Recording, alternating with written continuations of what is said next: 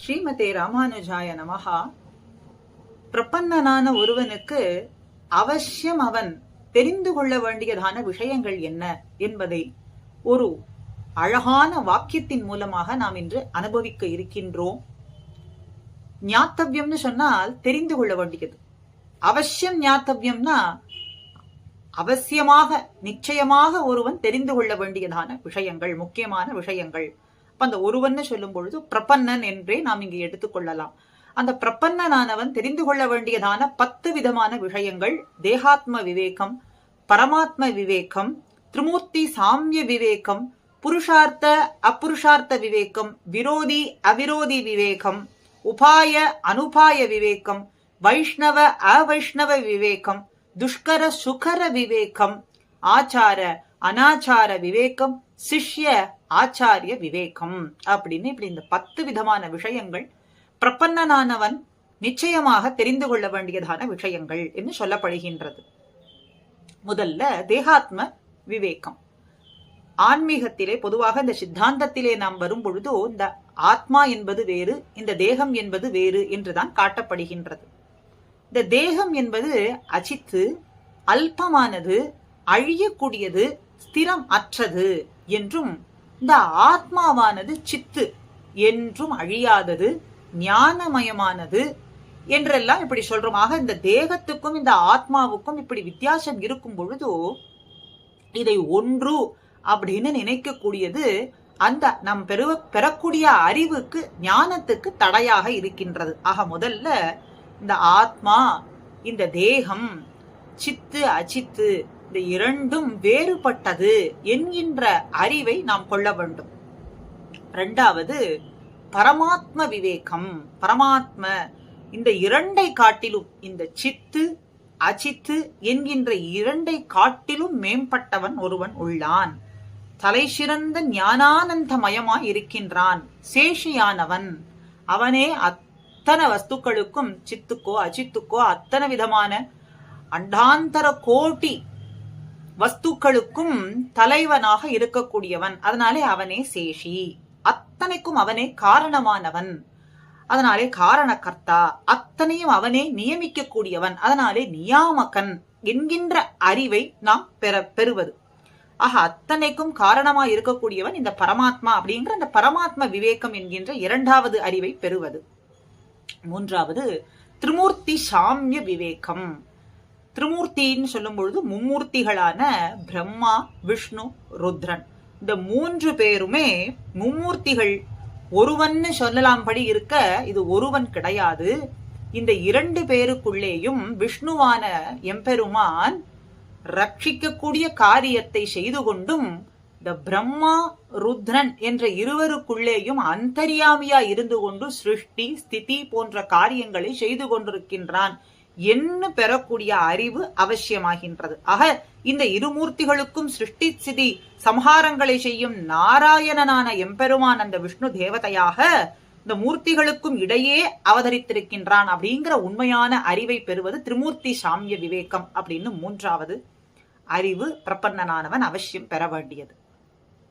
நாலாவது புருஷார்த்த அப்புருஷார்த்த விவேகங்கள். பொதுவா தர்ம அர்த்த காம மோட்சங்கள் புருஷார்த்தம்னு சொல்லப்படுகின்றது. தர்மம்னா அந்தந்த அதிகாரிகள் அந்தந்த வர்ண முறைப்படி செய்யக்கூடியதான தர்மங்கள்.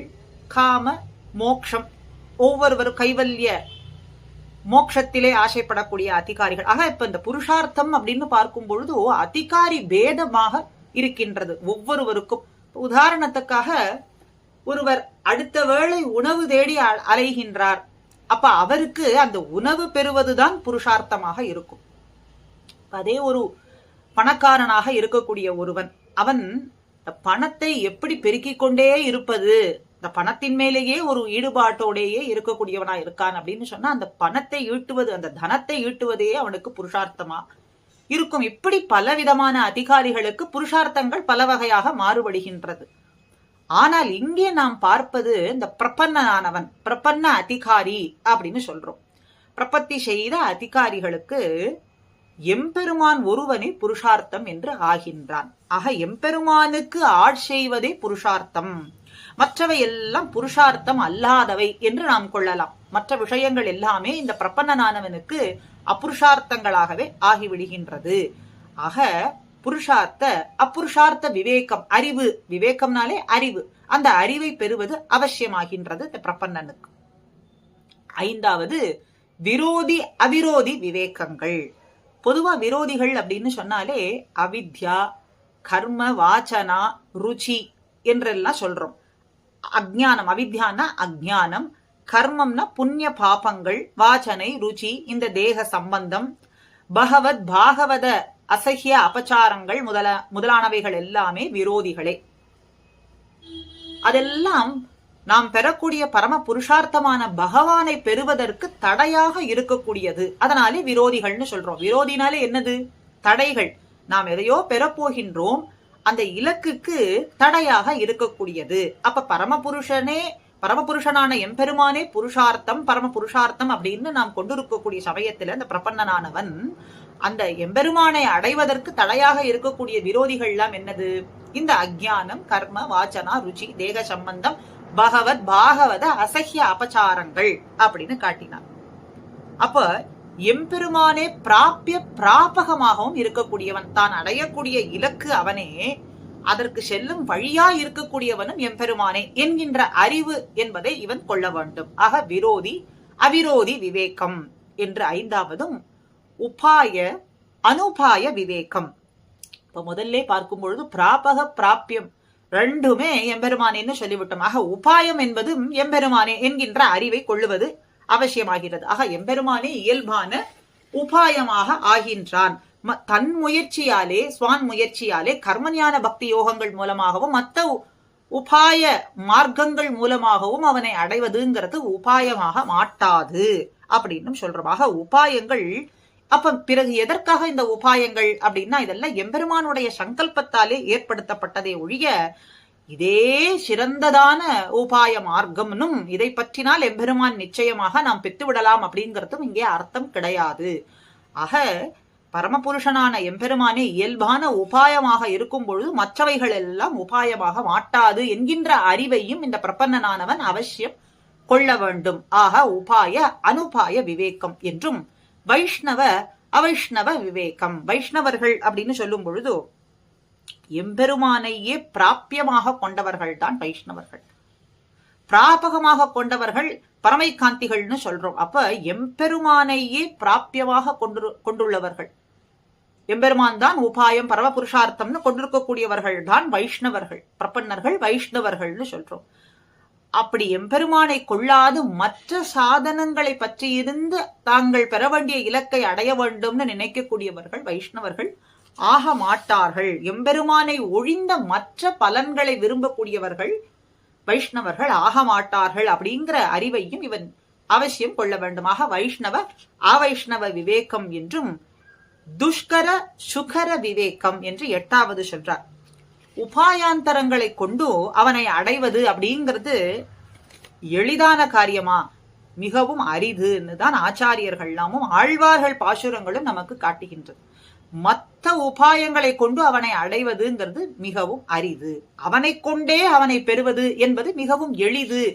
அதனாலே சுகர காரியம் மிகவும் சுலபமான காரியம். சுகரனா எளிது, துஷ்கரம்னா அரிது.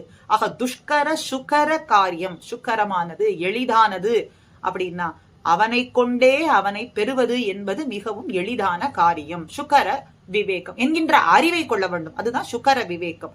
துஷ்கர விவேகம் என்றால் உபாயாந்தரங்களை கொண்டு அவனை பெறுவது அப்படிங்கிறது மிகவும் கடினமானது என்கின்ற அறிவையும் இவன் கொள்ள வேண்டும். ஆக துஷ்கர சுகர விவேகம் என்று எட்டாவதும் ஒன்பதாவது ஆச்சார அனாச்சார விவேகம். ஆச்சாரம்னா மேலையார் செய்வனகள் வேண்டுவன கேட்டியேல்னு நாச்சியார் வாக்குப்படி நம்முடைய பூர்வாச்சாரியார்கள் அனுஷ்டித்து காண்பித்ததும் சொல்லி போந்தவைகளும், நமக்கு அனுஷ்டித்தும் சொல்லி போந்தவைகளும் உபதேசித்து போந்தவைகளுமே நாம் கடைபிடிக்க வேண்டியது, அதுவே ஆச்சாரங்கள், அனுஷ்டிக்க வேண்டிய நல்லொழுக்கமான காரியங்கள் என்கின்ற அறிவை கொள்ள வேண்டும். மற்றவைகள் எல்லாம் அனாச்சாரங்கள் என்று சொல்லாமலே நமக்கு தெரிந்து விடுகின்றதாக. மற்றதெல்லாம் தீய ஒழுக்கங்கள், அனுஷ்டிக்க அல்லாததான பழக்க வழக்கங்கள் என்பதை நாம் கொள்ளலாமாக ஆச்சார அனாச்சார விவேகம் என்கின்ற அறிவையும் இவன் நிச்சயம் கொள்ள வேண்டும். கடைசியாக சிஷ்ய ஆச்சாரிய விவேகம். மாலிக மாலை, ஸ்ரீவச்சன பூஷணம் முதலான கிரந்தங்களிலே சொல்லப்பட்டபடி சிஷ்ய ஆச்சாரிய லட்சணங்கள், ஒரு சிஷ்யனுக்குரிய லட்சணங்கள் என்ன என்பதையும் நன்னாக தெரிந்து கொண்டு ஆச்சாரியனிடத்திலே இந்த சிஷ்யனானவன் எப்படி பணிந்திருந்து அவரிடத்திலே அனுகிரகத்தை பெற்று தான் தெரிந்து கொள்ள வேண்டிய விஷயங்கள் என்பதையும் தெரிந்து ஆச்சாரிய லட்சணப்படி ஒரு ஆச்சாரியனானவன் எப்படிப்பட்டவர், அவருடைய மேன்மைகள் என்ன என்பதையும் நாம் தெரிந்து கொள்ள வேண்டியது. அதற்காக ஆச்சாரியனிடத்தில் இருக்கக்கூடிய குற்றம் குறைகளை நாம் நோக்குவது அப்படிங்கிறது அர்த்தம் கிடையாது. நமக்கு அதுக்கு அதிகாரமும் கிடையாது. ஆச்சாரிய லட்சணம்னு சொல்லும் பொழுது அவருடைய மேன்மைகள், அவருடைய பெருமைகள், அவர் மூலமாக, அவரே கருவியாக இருந்து அவர் மூலமாக நாம் எம்பெருமானுடைய திருவடியை பெறுவது என்பதை நாம் தெரிந்து கொள்ள வேண்டியது அவசியமாகிறதே ஒழிய மற்றது இங்கே நாம் தெரிந்து கொள்ள வேண்டியது அவசியம் அல்ல. ஆக சிஷ்ய லட்சணமும் ஒரு ஆச்சாரிய லட்சணமும் என்ன என்கின்ற அறிவை இந்த பிரபன்னனானவன் அவசியம் தெரிந்து கொள்ள வேண்டியது என்பது ஆகின்றது. ஆக பிரபன்னனானவனுக்கு அவசியம் ஞாத்தவியங்கள் என்பது இந்த 10 விஷயங்கள் என்று மிக அழகாக இந்த வாக்கியத்தின் மூலமாக தெரிந்து கொண்டோம். தேகாத்ம விவேகம், பரமாத்ம விவேகம், திரிமூர்த்தி சாமிய விவேகம், புருஷார்த்த அபுருஷார்த்த விவேகம், விரோதி அவிரோதி விவேகம், உபாய அனுபாய விவேகம், வைஷ்ணவ அவைஷ்ணவ விவேகம், துஷ்கர சுகர விவேகம், ஆச்சார அனாச்சார விவேகம், சிஷ்ய ஆச்சாரிய விவேகம்னு இப்படி இந்த பிரபன்ன அதிகாரிக்கு புருஷார்த்தம் உபாயம் எல்லாம் எம்பெருமானே என்று ஆகின்றதுன்னு இந்த சாரமான இந்த வாக்கியத்தின் மூலமாக நாம் தெரிந்து கொள்ளலாம். இதுபோல பல அனுபவங்களை தொடர்ந்து நாம் அனுபவிப்போம். ஸ்ரீமதே ராமானுஜாய நமஹா.